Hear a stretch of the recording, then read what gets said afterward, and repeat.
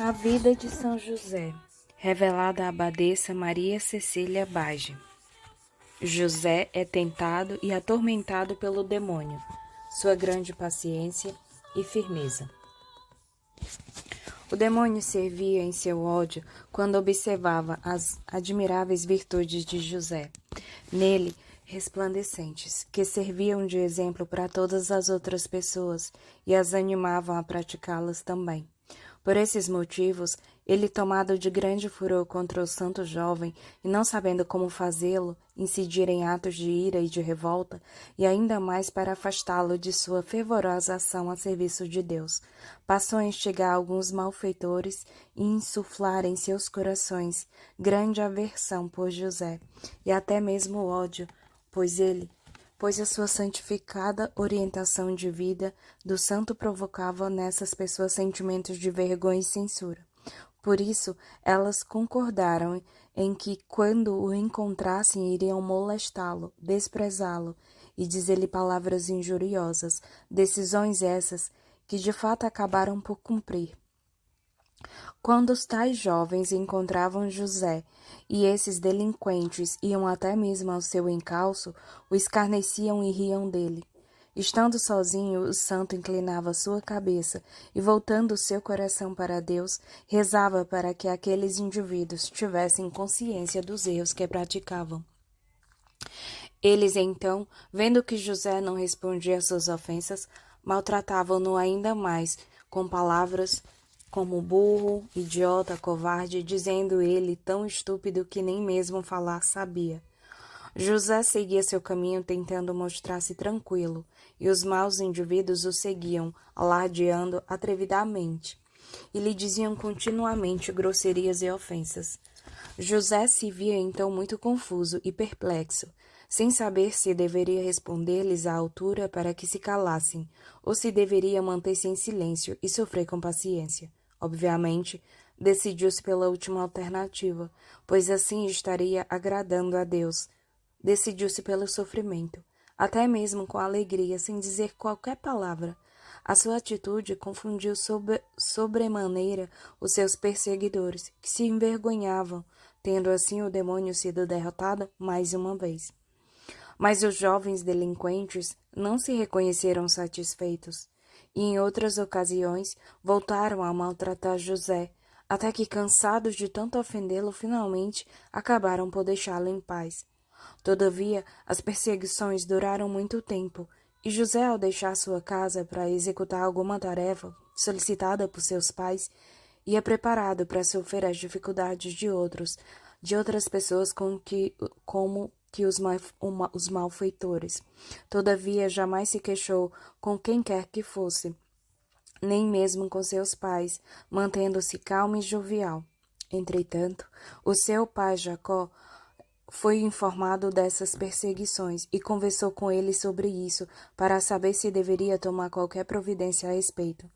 Com toda a serenidade, José lhe respondeu que seria melhor deixar as coisas como estavam, pois estava certo de que, sofrendo com paciência, estava agradando ao seu Deus, e acrescentou: Sabeis, meu pai, quanto os nossos patriarcas e profetas sofreram voluntariamente muitas injúrias e ofensas, e como sofreu Davi por ter sido injuriado e perseguido.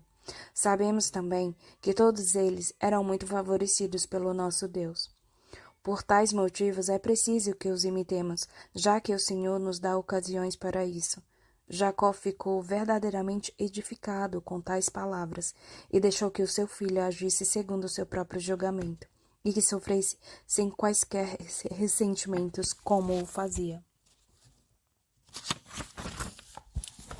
O demônio, vendo que nada conseguia com que aquele jovem santificado e que acabava sempre por ser derrotado por ele, resolveu tentar outras formas de perturbar a sua paz e seu paciente equilíbrio. Para tanto, passou a instigar uma mulher de vida irregular que não via José com bons olhos, para que encontrasse sua mãe e dele não lhe falasse mal, como sendo ele objeto de censura por parte de todas as pessoas, de que não serviam para coisa alguma, e que com o tempo terminaria por gastar tudo o que ele possuía nas suas grandes esmolas que fazia a todos os que o pediam. E diziam que aquela turba que o perseguia continuamente era constituída de pobres, que sabedores deste fato o perseguiam quando ele deixava a casa. Raquel, embora mulher de sabedoria e prudência, plena conhecedora do temperamento do seu filho, tanto e tão continuamente ouviu essas coisas daquela mulher, que assim agia como permissão divina, que acabou por deixar-se influenciar e fazer ásperas reprimendas a José. Ele, embora reconhecedor da origem daquelas intrigas, jamais se queixou e aguentou tudo com grande paciência e com resignação, sem quaisquer ressentimentos. Somente em uma ocasião ele respondeu para sua mãe e lhe disse, com muita humildade, que ela deveria informar-se corretamente sobre o que lhe era dito, pois assim saberia que se tratavam de inverdades, instigadas pelo demônio com a finalidade de inquietá-la e conturbar a paz familiar. Raquel aceitou as suas palavras e acabou por certificar-se da fraude tentada pelo inimigo e expulsou de sua casa aquela perigosa mulher que tentava introduzir a discórdia entre ela e o seu filho. Satanás, embora confuso e desapontado, não desistia da sua empresa e elaborou nova estratégia para desequilibrar e perturbar José. Com a devida permissão divina, passou a molestá-lo novamente, desta vez com insinuações que envolviam a vida irrepreensível que ele levava, tanto aos olhos de Deus como às das pessoas em geral. O santo se horrorizava com tais insinuações e se consolava humildemente em Deus, considerando-se um miserável pecador, e dizendo, sou uma criatura miserável e muito indigna. Amemos ao nosso Deus, pois Ele é digno de nosso amor e perfeitíssimo em todas as suas ações, e é digno de ser muito amado e exaltado.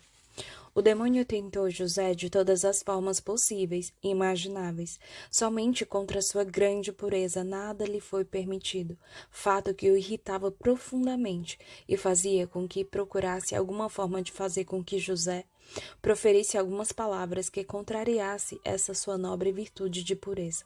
Todavia, sendo o santo mais inocente e muito simples, jamais lançou essa palavra. Mas em meio a esses conflitos e tentações, e também a insinuações referentes à sua humildade, rezava mais fervorosamente ainda no sentido de que Deus o ajudasse a manter a sua castidade. Mais uma vez em seu sono, o anjo lhe disse que acompanhasse essas suas orações, também com jejuns e a submeter seu corpo a esses sofrimentos. Orientação essa que ele seguia à risca e contra a qual nunca se rebelou. Desta forma, o inimigo foi novamente derrotado e José foi o vitorioso. Aquele, embora desistisse temporariamente de perturbá-lo, jamais deixou de molestá-lo periodicamente com suas fraudes e armadilhas. A vida retirada e solitária levada pelo santo era censurada e criticada por muitas pessoas. Muitas vezes, jovens de sua idade o procuravam em casa para levá-lo à diversão naturais da sua idade.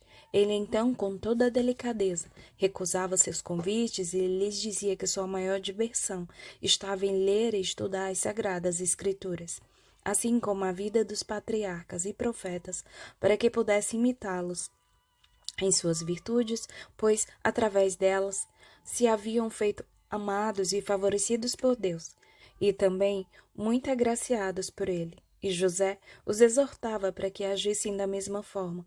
Não faltaram aqueles que vieram a seguir seus conselhos e procuravam também imitá-los, pois lhes falava com tanta graça e delicadeza que as suas palavras lhe iam direto ao coração.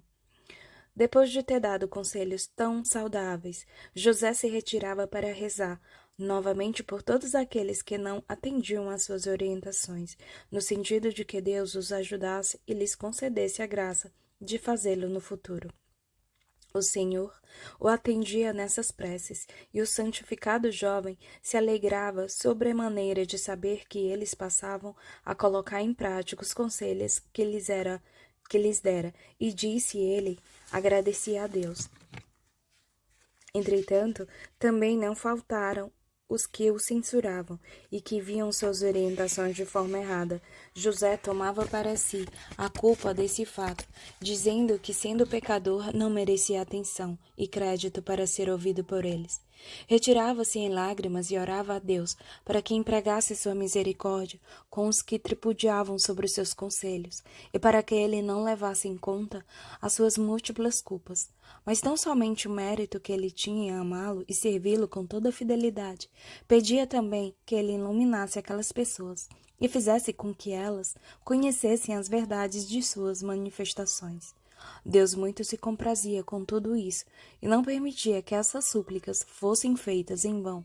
Fato esse que animava José a novas exortações, muitas vezes rigorosamente seguidas por outras pessoas, do que ele muito rendia agradecimento ao Senhor.